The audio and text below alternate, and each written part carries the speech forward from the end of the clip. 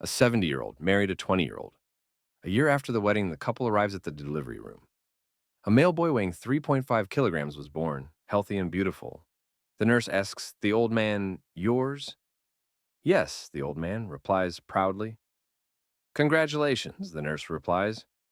"Well," says the old man, "the old engine still runs." 2 years later, the duo arrives at the delivery room again. A 3.5 kilograms girl was born, healthy and beautiful. The nurse asks the old man, "Yours?" "Yes," the old man answers. "Well done," the nurse answers. "The engine still runs," said the old man. After 2 more years, they come to the delivery room again. A 3.5 dash year dash old male son is born, healthy and beautiful. The nurse asks the old man, "Yours?" "Yes," the old man replies. "Congratulations," the nurse says. "That's really impressive."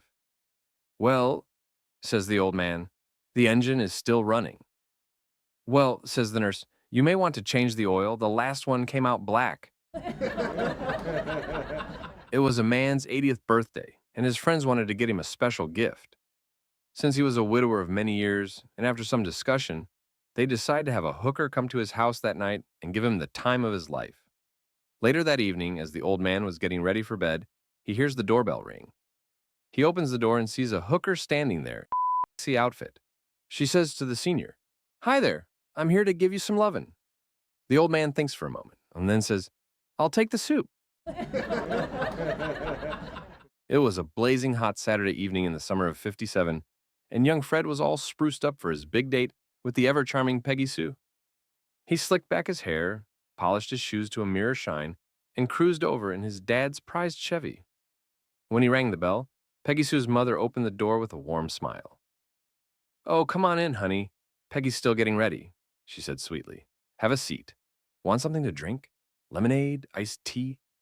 "Iced tea would be swell, ma'am," Fred replied. She brought him a glass and sat down like she had all the time in the world. "So," she said with a grin, "what are you and Peggy planning for tonight?" Fred shrugged, trying to sound cool. "Maybe a movie, a burger at the malt shop, then maybe a stroll down by the beach. Real nice and easy." Peggy's mom leaned in and said cheerfully, "You know, Peggy loves a screw." Fred nearly choked on his iced tea. Uh, I beg your pardon?" "Oh, yes," she continued, totally unfazed.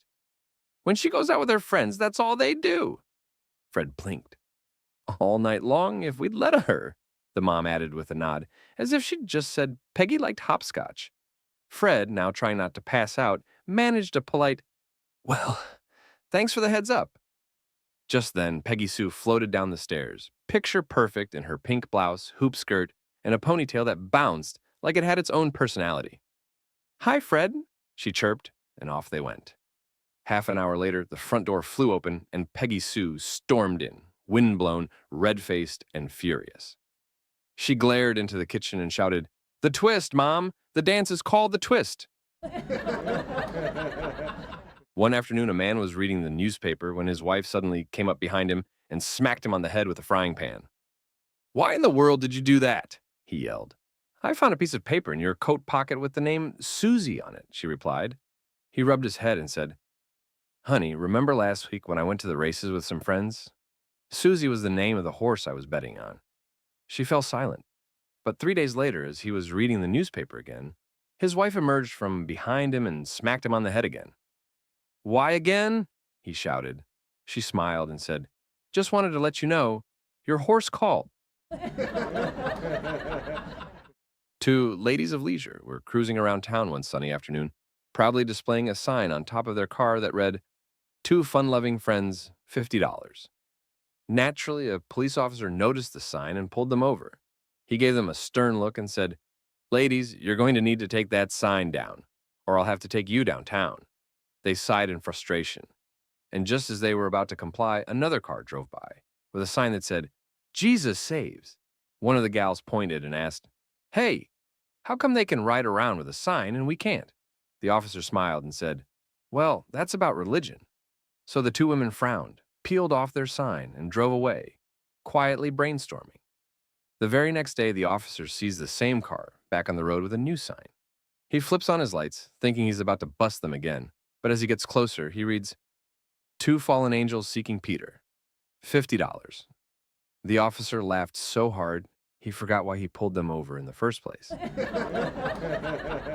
A farmer walks into a bar and sees the local tractor salesman, John, sitting there looking miserable, head down, drink in hand. "What's the matter, John?" he asks. John sighs, "Bob, if I don't sell a tractor soon, I'm going to have to shut down my shop." The farmer pats him on the back and says, "Now, John, things could always be worse." John frowns. "Worse? How could it be worse?" Bob leans in and says, "Well, you know my stubborn cow, Bessie. I went to milk her this morning, and she kept flicking her tail in my face. So I grabbed some rope and tied her tail to the rafter.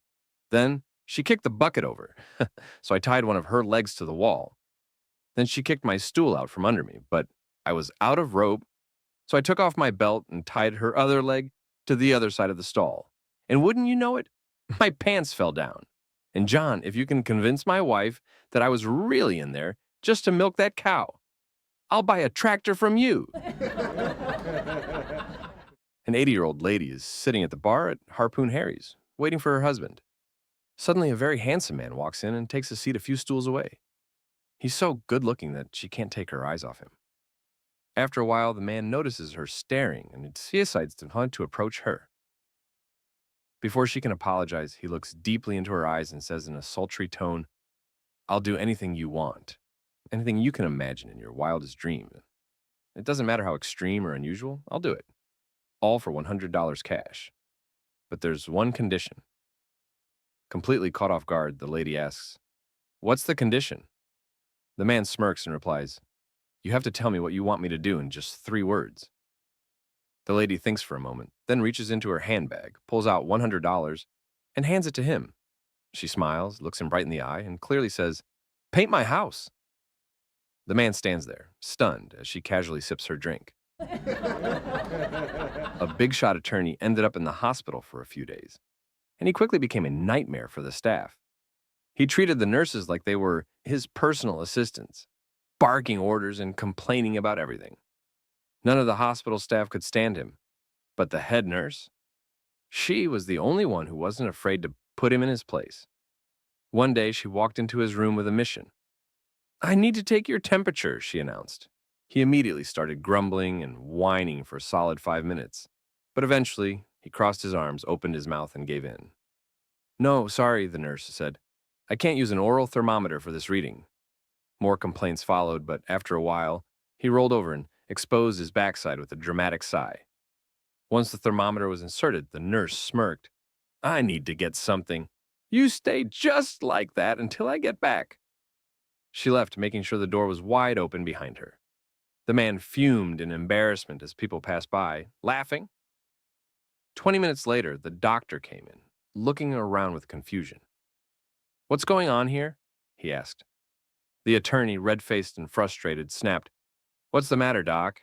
Never seen someone get their temperature taken." The doctor paused, then with a straight face said, "Not with a daffodil." The man froze. What?" The doctor just shrugged and walked out.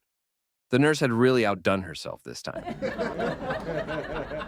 Mother Superior tells 2 new nuns they have to paint their room, but they must not get any paint on their clothes. One of the nuns gets an idea. "Let's just take off our clothes, fold them up nicely, and lock the door. No clothes, no paint stains."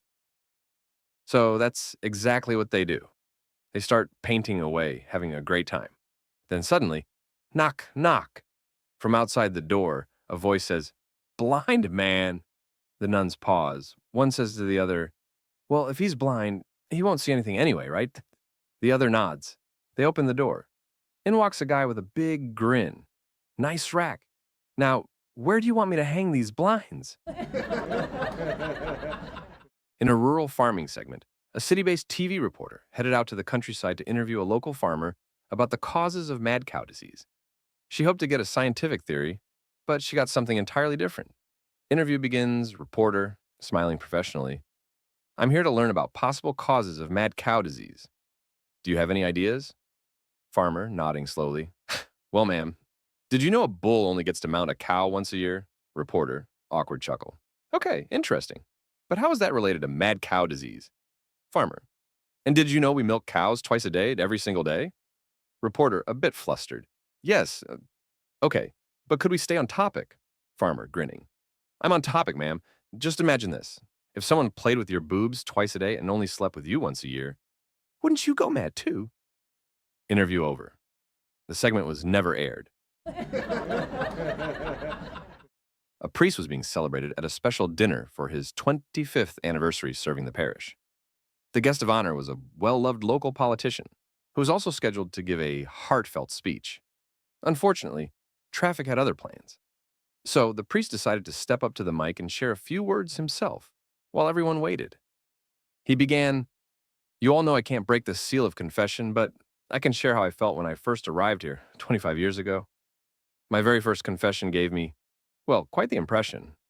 The man told me he had stolen a TV, nearly assaulted a police officer, stolen money from his parents, embezzled from work, had an affair with his boss's wife, used illegal drugs, and given a venereal disease to his cousin. I was shaken.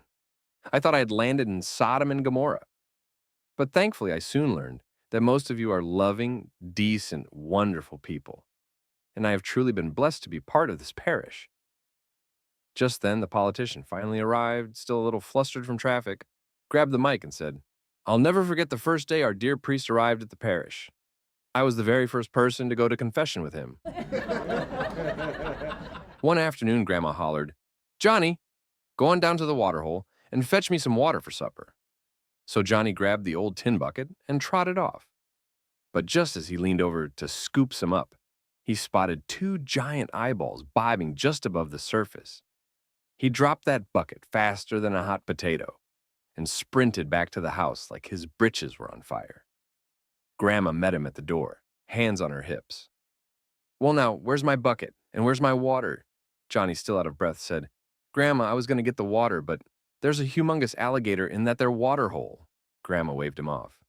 "Oh, pff, that old gator's been around for years. I haven't ever bothered a soul. He's probably more scared of you than you are of him." Johnny blinked. "Well, Grandma, if he's as scared of me as I am of him, then that water's already ruined." There was a young fellow who was quite inventive and was always trying out new things. One day he thought he'd see just how fast a bicycle could go before it became uncontrollable. He asked his friend, who owned an old Chevelle, if he could tie his bike to the bumper of his car to test his theory. His friend said, "Sure." So the young man tied his bike to the back of the car and said to his friend, "I'll ring my bike bell once if I want you to go faster, twice if I want you to maintain speed, and repeatedly if I want you to slow down." With that, off they went. Things were going pretty well, with the car driver slowly speeding up to well over 60 miles per hour. The young fellow on the bike was handling the speed just fine. But all of a sudden, an orange Camaro came up beside them, and before you knew it, the fellow driving the Mustang forgot all about the fellow on the bike and took to drag racing the Chevelle. A little further down the road sat Officer John in his police cruiser, radar gun at the ready. He heard the two cars before his radar flashed 105 miles per hour. He called into headquarters on his radio. "Hey, you guys aren't going to believe this, but there's a Camaro and a Chevelle racing out here on Highway 3, and there's a guy on a bike ringing his bell and waving his arms trying to pass them." A blonde walks into an appliance store and spots a TV she wants to buy. She heads to the counter and says, "I want to buy that TV." The salesman looks at her and says, "I'm sorry, ma'am, we don't sell to blondes." Confused, the blonde walks out and dyes her hair brown. She returns to the store and says, "I want to buy that TV." The salesman looks at her again and says, "Ma'am, I've told you before, we don't sell to blondes." She walks out again and dyes her hair black. She returns and says, "I want to buy that TV." The salesman gives her a tired look and says, "I've told you we don't sell to blondes." Determined, she dyes her hair red and walks back into the store. She says, "I want to buy that TV." The salesman sighs and says, "Ma'am, I've told you 4 times now, we don't sell to blondes." The blonde, frustrated, asks, "How do you know I'm a blonde?" The salesman looks at her and says, "Because, ma'am, that's a microwave." A gang of rough, hairy bikers is cruising down the road when they spot a young person standing on the edge of a bridge, clearly about to jump. The leader, a big, bearded guy with tattoos and attitude, slams the brakes, hops off his bike, and walks over. "Hey," he calls out, "what are you doing?" "I'm going to end it all," the person replies solemnly. The biker, trying to be sensitive but also curious, says, "Look, Before you do anything drastic, how about a kiss? To his surprise, the person agrees and gives him a long, slow, mind-blowingly good kiss.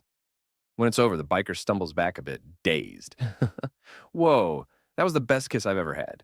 Seriously, you've got a gift. Why would you want to throw that away? The person sighs and says, my parents can't accept me dressing like a girl. When my son was born, the doctor looked a little nervous. Then he said, sir, your baby has 5 penises. I was stunned. His mother started crying. Total silence in the room.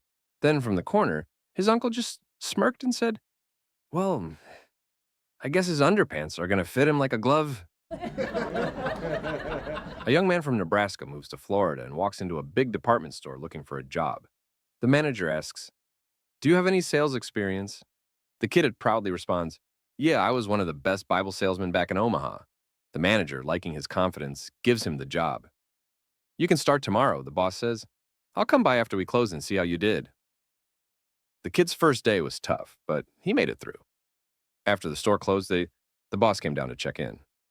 How many customers bought something from you today? The boss asked. The kid answers, 1. Just 1? The boss says, shocked. Our salespeople average 20 to 30 customers a day. How much was the sale? $101,237.65. $101,237.65. Holy Mother of Mary. What did you sell him? The kid grinned. Well, first I sold him a small fish hook. Then I sold him a medium fish hook, and then a larger one. After that, I sold him a new fishing rod. Then I asked him where he was going fishing, and he said down the coast. So I told him he'd need a boat. So we went to the boat department, and I sold him a twin-engine Boston Whaler. Then he mentioned his car wouldn't be able to pull it, so I took him to the automobile department and sold him a 4X4 truck with all the bells and whistles. The boss stared, wide-eyed. You sold him a boat and a truck after he came in for a fish hook? No, the kid smirked. He came in to buy feminine products for his wife, and I said, dude, your weekend's shot. You should go fishing. On a royal morning, King Fancy Britches decided he needed a break from the stress of running a kingdom. So naturally, he grabbed his favorite fishing rod and told the queen, darling, we're going fishing. Before heading out, he called in Sir Forecast-a-Lot, the royal weather wizard. Well, meteorologist, but wizard sounds cooler. Tell me, O sky whisperer, the king asked, will it rain today? Sir Forecast-a-Lot, after checking his scrolls and licking a finger in the wind, proudly declared, nay, your majesty, not a single drop shall fall from the heavens for days. Confident, the king and queen hopped into their royal carriage and trotted off. But halfway to Lake Fancyfish, they passed old Farmer Ned riding a donkey named Kevin. Farmer Ned raised an eyebrow and said, your majesty, if I were you, I'd turn that fancy ride around. Kevin's ears are drooping. That means rain. Big rain. Biblical rain. The king, amused but polite, replied, thank you, peasant, but I trust my highly paid, university-certified, top-tier weatherman. Droopy donkey ears, please. That's not science. And off they went. 15 minutes later, boom! The sky opened up like a drama queen with trust issues. Rain fell so hard the queen's wig tried to swim away. The royal robes turned into wet blankets, and even the royal ducks were like, yo, this is too much. The king and queen returned to the palace, looking like soggy towels from a medieval car wash. The royal entourage tried not to laugh. They failed. Enraged, King Fancy Britches fired Sir Forecast-a-Lot on the spot. You're out, soaked and sacked. Then he summoned Farmer Ned and offered him the prestigious new role of royal weather guru. But Farmer Ned shook his head and said, your majesty, I'm not a weatherman. I just look at Kevin. If his ears droop, it's gonna rain. That donkey's never wrong. The king, being a man of action, and now mildew, hired Kevin the donkey immediately. And that, dear reader, is how the tradition of hiring asses into positions of power officially began and continues to this very day. One day, Mrs. Jones went to talk to the minister at the local church. Reverend, she said, I have a problem. My husband keeps falling asleep during your sermons. It's very embarrassing. What should I do? The minister thought for a moment and said, I have an idea. Take this hatpin with you. I'll watch for when Mr. Jones is dozing off, and I'll motion to you. When I do, you give him a little poke in the leg. The following Sunday, Mrs. Jones brought the hatpin to church. Sure enough, during the sermon, Mr. Jones started to nod off. The minister noticed and said, "And who made the ultimate sacrifice for you?" He nodded toward Mrs. Jones. "Jesus!" Mr. Jones cried, waking up as his wife poked him with the hatpin. "Yes, you're right, Mr. Jones," said the minister. But soon after, Mr. Jones dozed off again. The minister asked, "Who is your Redeemer?" and motioned toward Mrs. Jones. "God!" Mr. Jones yelled out, again getting poked in the leg. "Right again," said the minister. But before long, Mr. Jones fell asleep again. This time the minister didn't notice, and he picked up the pace of his sermon, making some gestures that Mrs. Jones mistook for signals to poke her husband. The minister asked, "What did Eve say to Adam after she bore him his 99th son?" Mrs. Jones poked Mr. Jones again, and he woke up shouting, "If you poke me with that thing one more time, I'll snap it in half and make you regret it." "Amen," the congregation replied in unison. John worked hard for a living, so his wife decided to surprise him for his birthday with a treat. She blindfolded him and took him to a local club. When they arrived, the doorman greeted them with a cheerful, "Hey, John, how's it going?" John was surprised, but his wife just smiled and let him inside. After she removed the blindfold, she looked around and asked, "Have you been here before?" John chuckled and replied, "Oh no, he's one of the security guys I meet on my business trips." As they were seated, a waitress approached John and asked, "Want your usual?" She then brought over a Budweiser. His wife was starting to get suspicious. "How did she know you drink Budweiser?" John smiled and said, "Oh, I recognize her. She's the waitress at the bar down the street from work. I drop by on Fridays for a beer after the week." Then a dancer approached their table, threw her arms around John and said, "Hi, Johnny. Want your usual table dance?" John's wife was livid. Grabbing her purse, she stormed out of the club. John chased after her and saw her climbing into a cab. He jumped in beside her just before she could slam the door. He tried to explain that the dancer must have confused him with someone else, but his wife wasn't having it. She was shouting and calling him all sorts of names. The cab driver turned around, looked at John, and said, "Man, you really picked a wild one this time." A husband and wife are strolling down the high street when the wife stops dead in her tracks, eyes glued to a stunning diamond necklace sparkling in a jewelry store window. "Go inside with me," she pleads, tugging his arm. "I just want to look." They head in, she tries it on, spins around dramatically, clearly head over heels. The husband sighs, he can't afford it right now. But one day, he says, "That necklace will be yours." Fast forward a month, the wife's home, pacing like a detective with a hunch. It's late, no husband. She grabs her phone and dials with fury. "Where the hell are you?" she snaps. His voice comes through, calm and smooth. "Baby, remember that jewelry store where you saw the diamond necklace and absolutely fell in love with it?" Her face softens instantly. "Of course I do," she says, heart fluttering. "And you said it would be mine someday." "Exactly," he says. "Well, I'm in the bar right next to that shop." A young couple had recently gotten married, and after 3 months, the wife went to the doctor for a checkup. The doctor told her she was pregnant. She was thrilled, but the doctor also informed her that, due to a rare complication, she shouldn't have sex with her husband until after the birth. The wife went home and told her husband what the doctor had said. The husband agreed to try and hold out.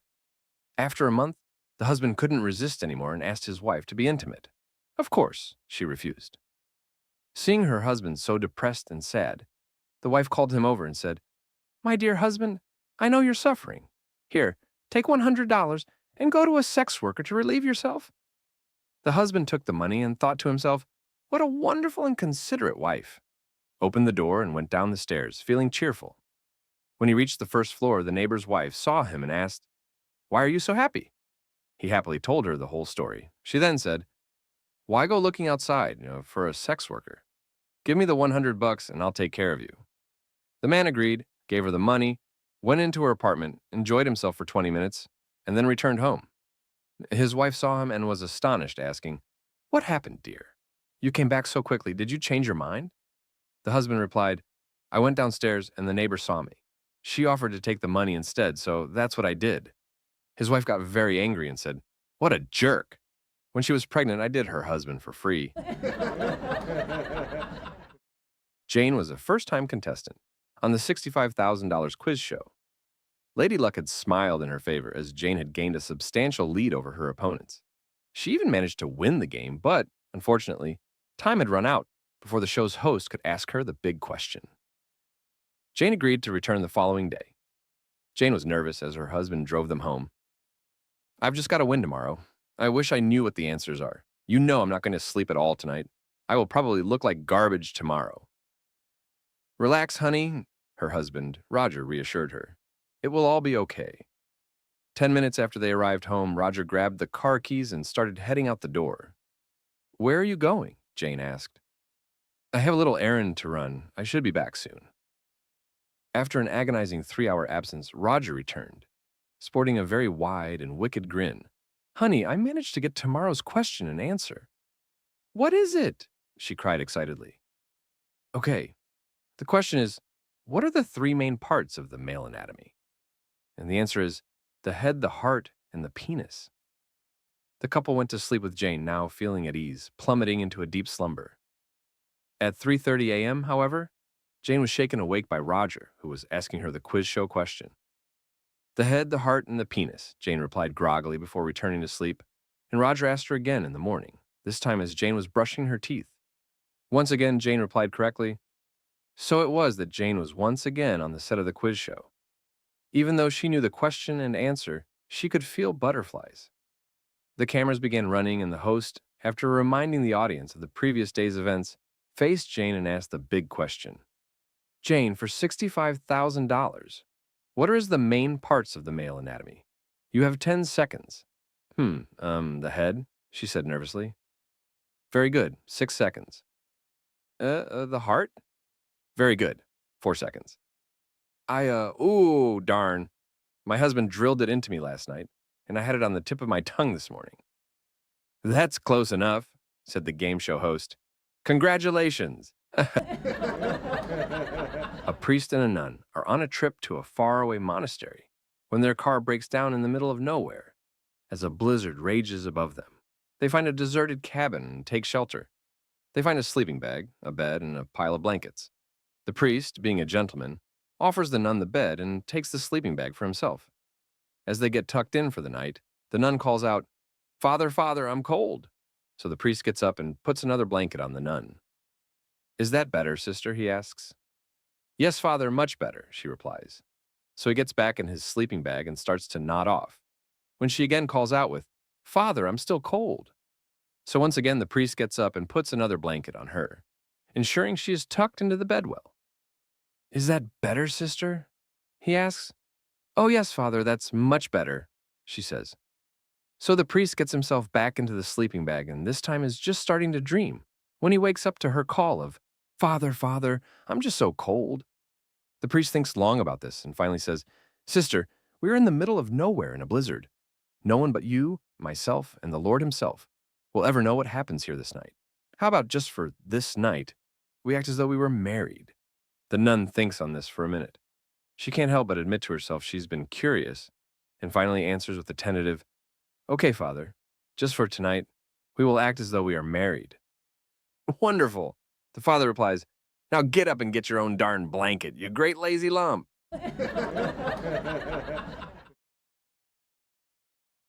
A woman comes home and finds a letter from her husband on the dinner table. She opens it and reads, "My dear wife, you will surely understand that I have certain needs that you, as a 54-year-old, can no longer satisfy. I'm very happy with you and I value you as a good wife. However, after reading this letter, I hope you will not wrongly interpret the fact that I will be spending the evening with my 18-year-old secretary at the Comfort Inn. Please don't be upset. I shall be back before midnight." When the man came home late that night, he found a reply to his letter on the dining room table. "My dear husband, I received your letter and thank you for your honesty about my being 54 years old. I would like to take this opportunity to remind you that you are also 54 years old. I would like to inform you that while you read this, I will be at the Hotel Fiesta with Michael, one of my students, who is also an assistant tennis coach. He is young, virile, and like your secretary, he is 18. You, being a successful businessman with an excellent knowledge of maths, will understand that we are in the same situation, although with one small difference. 18 goes into 54. A lot more times than 54 goes into 18.